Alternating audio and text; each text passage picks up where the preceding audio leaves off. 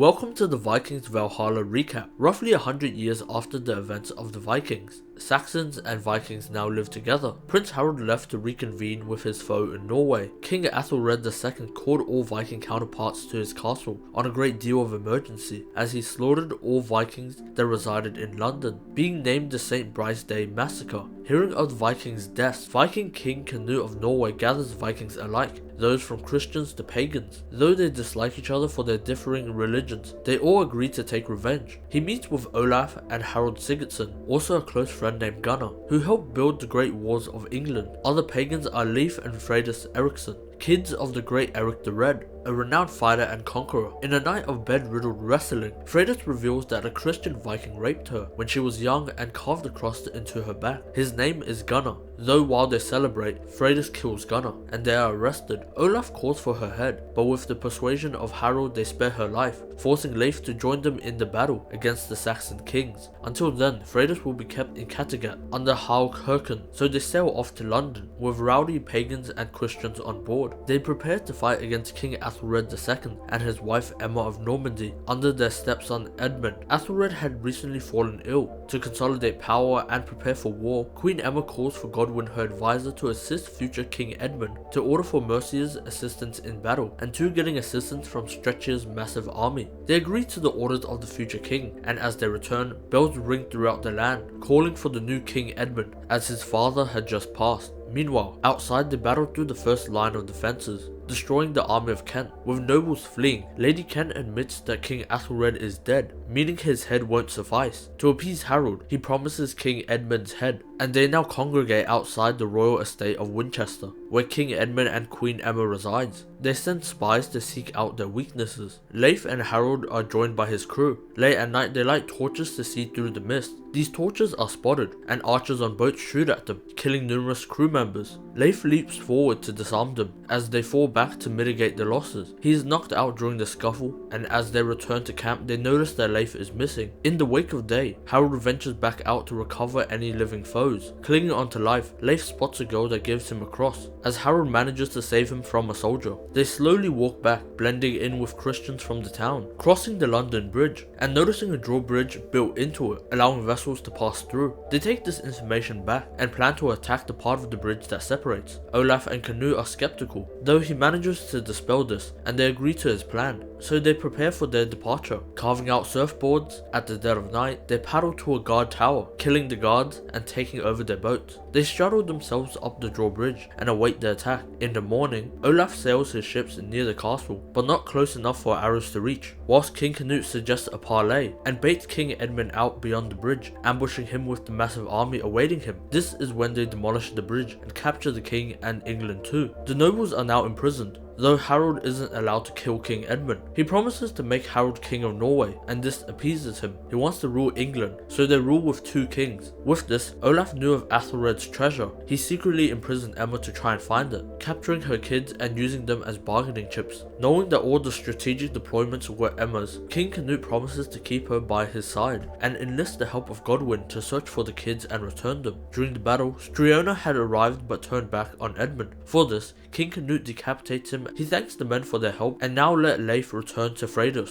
to stay Viking king. Canute convinces Emma to help him, as she was once an outsider from Normandy, so he marries her to solidify his strength. He gives the nobles the chance to kneel to him and pledge fealty or die a painful death. So the men sail back to Kattegat and Norway, Olaf taking half his fleet back and asking for the help of the Queen Alfgifu by assisting him at the Battle of Kattegat, where he wants to seize it and gain power through the north and eventually become the king of Norway. The only reason Queen Alfgifu would want this is because Canute snubbed her by marrying Emma, and a strange letter forces Canute away on a fight against the Wends, leaving his father King Folkbid in charge. During this time, Harald Håkon sends Freydis to experience Uppsala, a spiritual sanctuary of paganism. On the way, they are attacked by a berserker. Freydis barely manages to kill him and escapes with her life to Uppsala, where she finds that the seer calls her the last, and she is given a sacred blade. She later runs into the leader and is threatened with death, until Harald Höre spots the blade and allows her to live, as a messenger to Harald Håkon that he is coming for Kattegat. and soon they massacre Uppsala. The ships arrive to witness this murderous act and prepare for war, spying on Harald's base. They notice that Olaf has joined forces with him, and soon Harald leaves Kattegat to assist his brother. He does try and fail at a parley. As the only survivors of the crew, Leif admits to Liv that he has a darkness that burns like his father, but it disappears when he is with her. At the castle, Godwin kills King Edmund, sanctioned by Forkbeard to consolidate into one Viking king.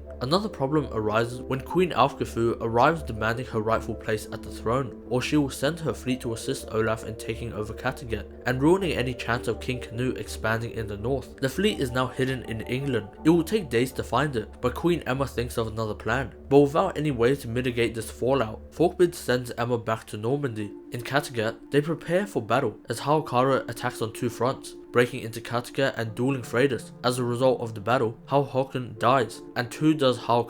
Freydis manages to escape to help Harald as they flee the scene. Olaf kills Liv, which angers Leif. In England, Queen Alfgefu is sent to Mercia to enlist the help of them in the future after the death of Striona. Once she returns, she finds that Emma is back as queen. They delayed her long enough for Forkbeard to find the fleet and take them to kill the traitor Olaf, where after raiding Kattegat, he leaves his dignity behind and flees the wars of Kattegat. Shortly after the Battle of Kattegat, Forkbeard catches Olaf and places him into a cell awaiting his trial for treason. Leif the Lucky realizes this and blends in at Kattegat, meeting Jorundur, a stranger who claims to know Freydis from spirit. Forkbeard crowns his grandson Fenn as king of Kattegat, and instead of executing Olaf, he drives him to become Fenn's personal bodyguard, imprisoning Olaf's children as leverage. He too sails off as Fenn's bodyguard. He gets close with Queen Alfgefu and teaches Fenn the Viking way, also leaving to hunt Harald, mitigating any chance of Harald becoming future king of Norway. A bounty is placed on his head. Learning this, Leif follows the bounty hunters and slaughters them. Catching up with Harald and Freydis, she secretly tells Leif about her child. She held it a secret from Harald because she doesn't want the child to grow up as a Christian. They also find Jorundur, but upon examining him, Freydis notices the tattoos on his body. From Jomsburg, a sacred legendary fortress that followed the old gods, known only by the Jomsburg sailors. He saves them from Olaf's attack. Freydis departs from them to enter the sacred lands. Leif and Harald venture to the freezing plains of Novgorod, meeting up with Yaroslav the Wise, Harald's uncle. He is unable to supply them with an army because Novgorod won't go to war with Olaf or Canute. Leif meets Miriam, an articulate smart woman with a coughing disease. He starts to fall in love. Prince Novgorod of Novgorod offers Harald 1,000 silver pieces to help deliver his treasure to Constantinople, so they gather a crew, fighters Kaysan and Batu, outcasted by society for scamming. Kurya, a blind Pechnik slave that can navigate the plains, and without any options, they turn to Gorm, a slave trader, to borrow his boat. A crack in the dam causes the prince's death. It is revealed that his treasure is actually his daughter, Elena. They are meant to deliver her to the Emperor of Byzantine for peace. Tragedy strikes once more, as their rudder breaks on harsh environments. Leif and Harald leave to explore the lands to find a replacement. There he learns about his child. Back at the boat, a Varangian discovers them. Famous for being thieves, he exposes the truth that Kurya is actually the Khan's brother, the Pechnik leader. They know he will be back for the bounty under Kurya's head, so they lock up Gorm and play out the scene as if Kurya had gone mad and killed him. They convince the Varangians to drink with them, and once Gorm wakes up, they fight. Luckily, Harald and Leif have returned to assist them. The girls also manage to painfully bleed out Gorm, killing him. They carry on to Constantinople, wrecking their ship on a fall. The Pechnik capture Harald, and Leif wavers Kurya's life for Harald's. They are mandated to call for the Khan. In this time, they manage to flee the scene, but the Khan's men pursue them. They are able to escape on the boat. However,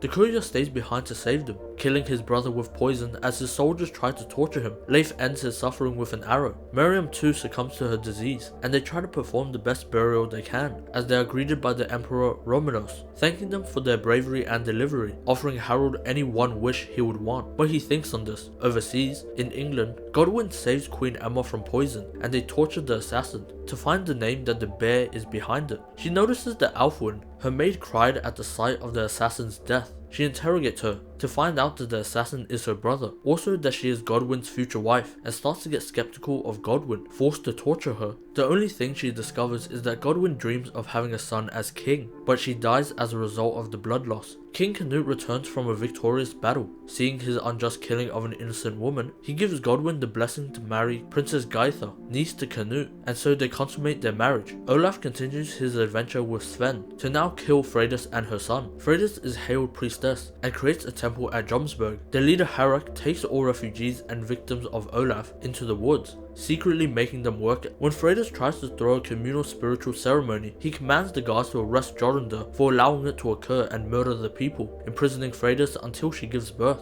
He steals the baby and proclaims that Freydis has grown ill as a result of the childbirth. To gain his forgiveness, he commands Jorundur to kill Freydis, lifting the power she has on the people of Jomsburg. Instead of this, he secretly retrieves the child and sneaks Freydis out at night. They are caught, but Freydis manages to escape into the woods alone, rescued by Yrsa. Finding her clothing, they assumed that she had been eaten by wolves, and protest to the town that Jorundur had murdered her. His punishment is losing a hand and exile. For this, when he is accidentally located by Olaf, he reveals Jomsburg's secret position in hopes of killing Harald and avenging Freydis. Unbeknownst to him, Freydis recovered and returned to town, challenging Harald. Shocked by Harald's betrayal, the town stone him to death. They are met by Olaf. Noticing his error, Jorundur helps them dispose of Olaf's fleet, but he is killed in battle. Olaf sails in to fight Freydis in a duel, ensuring Fenn watches the battle. She had spilled oil in the waters and tortures the fleet alive, and finally killing Olaf, leaving Fenn alive to grant peace between the realms. This is where the story ends. Make sure to subscribe, and for more, watch this.